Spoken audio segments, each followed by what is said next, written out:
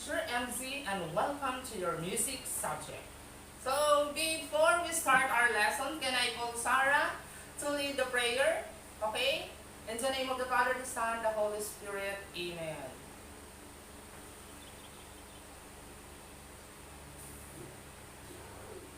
Okay, thank you Sarah for the wonderful prayers. You may now sit down, class. So, tignan natin ang inyong kanan, yung kaliwa, kung ang mga kaklase nyo ba ay absent. So, okay, row 1. Sinong absent sa inyo dyan? How about the row 2? Okay, row 3. Okay, perfect attendance. Palakpakan nyo naman ang inyong mga sarili. So, class, sino kaya sa inyo ang makapagbibigay ng definition ng texture sa lesson natin ngayon? Yes, Cedric. Okay, very good, Cedric. So, ang texture, it refers to the thinness and thickness of a melody in a song. So, ang texture daw ay isang music na kung saan it pertains to the layers of sounds heard from an orchestra or a group of singers in order to create harmony. Na sinasabi ay isa sa mga elemento ng musika na maririnig sa lahat ng komposisyong musikal. Ito ay tumutukoy sa kaayusan o kaugnayan ng dalawang sangkap ng musika, ang melodiya at harmonya. Okay, naiintindihan ba, class? So now, ano naman ang ibig sabihin ng thinness at thickness? Yes, Monica. Okay, very good. Ang ibig sabihin ng thinness is a music with few different musical parts. And the thickness is a music with many differing musical parts. So, in general, the texture of music can be thin or thick. Naiintindihan ba, class? Okay. Mayroon akong inihandang music upang mas lalo nyo pang maintindihan kung ano ang texture ng music. So, mag-play po ako ng song, pakikinggan nyo lamang para mas lalo nyo pang maunawaan.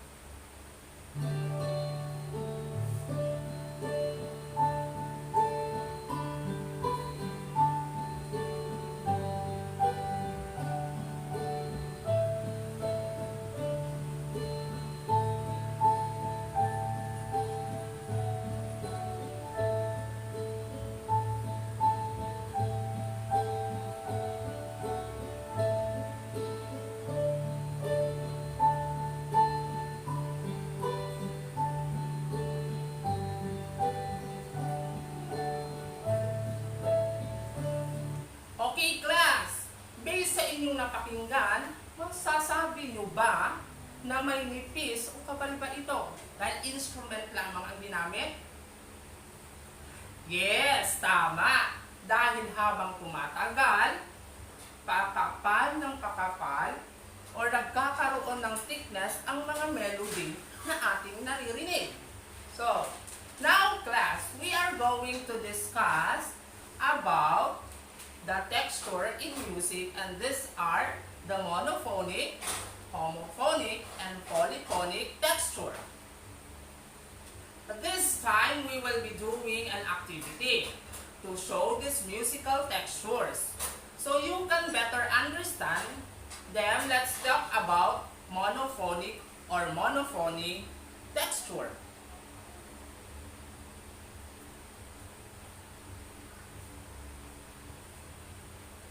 So, what is monophonic texture?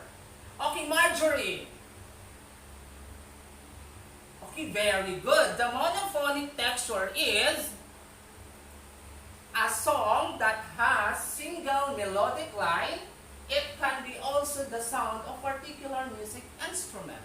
Or is a texture in music that refers to a melody played or sung solo or in unison. For example, row, row, row your boat gently down the stream.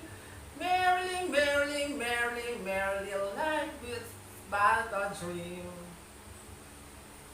So, we have noticed that song I just sang has a thin texture, made up or a single melodic line. Just imagine every time or when we sing our favorite song because it's our habit, okay? Singing while cleaning, singing while washing, bathing, so on and so forth. So in that way, we do not know that we are producing a kind of music that is thin in texture.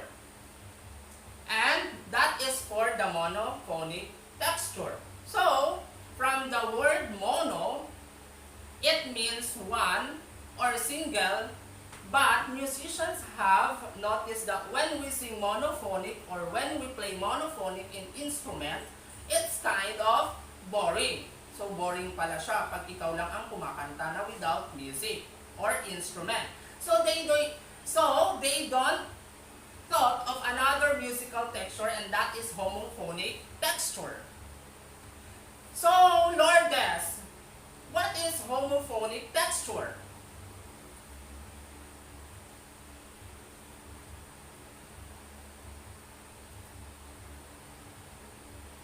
Okay, very good. Homophonic texture refers to a main melody or music that's accompanied by a chordal orchestra instruments. So, or in music that refers to a single melody sung or played with accompaniment. Or a texture produced when a melody is layered with several voices or instrument as an accompaniment. For example,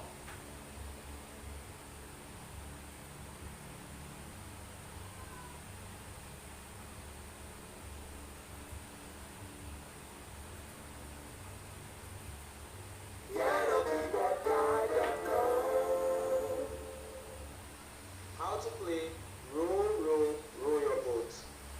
I'll play the entire song, then we will learn how to play it part by part. row, row, row your boat gently down the stream. Merrily, merrily, merrily, merrily, like with The first part is C.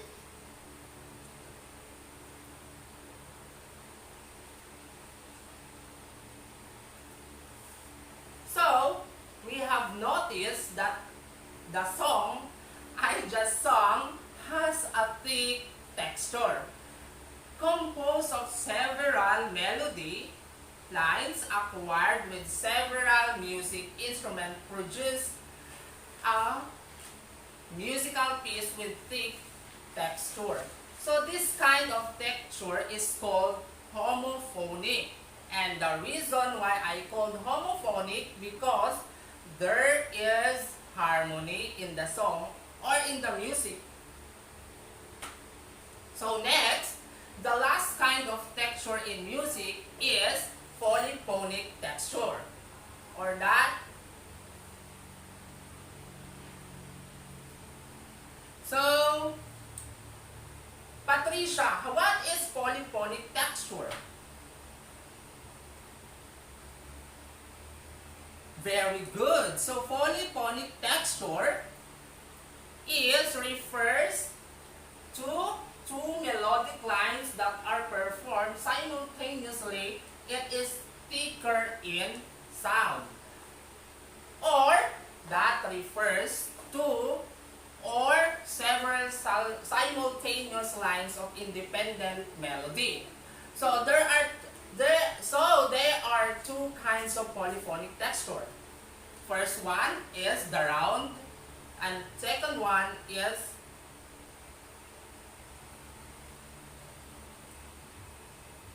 and partner song.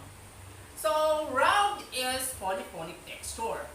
Okay, kinds of polyphonic texture. So round, where the same melody is sung or played in a different layers, where each layer is coming in at different time. So, and the second kind of polyphonic texture is partner song. Is a polyphonic texture where two different melodies are sung or played at the same time. So class, the summary of the lesson, these lessons, again, monophonic means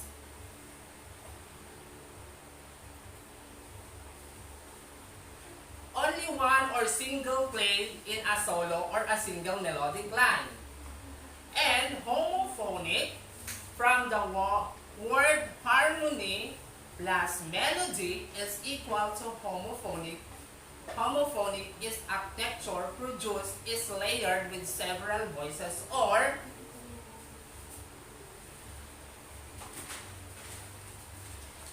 and polyphonic from the root word poly, which means many, and we have two kinds of polyphony. So we have round and partner song.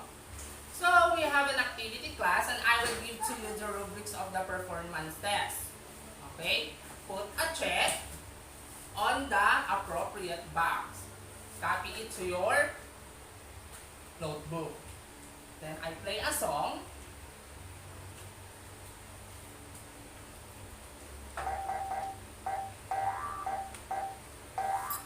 Titignan nyo class kung meron ba ito, kung ito ba ay monophonic, homophonic, at saka polyphonic. So mag-play ako ng song ay ng video, then titignan natin at pakikinggan ng mabuti kung ano ang nilang ginagawa.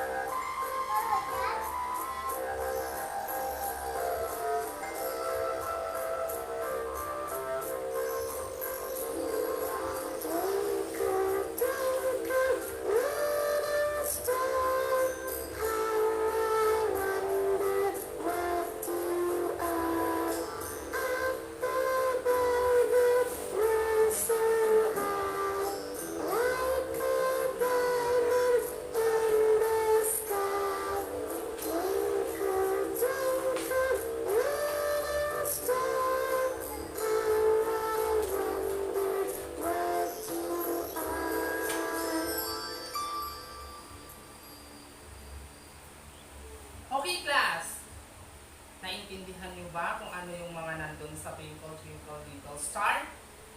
Okay, for your assignment, identify the texture of the following, whether monophonic, homophonic, and polyphonic texture. At isulat ito sa inyong notebook. Okay? And that's all. I hope you learn a lot about the musical texture today. And I'll see you in the next topic. Thank you and goodbye.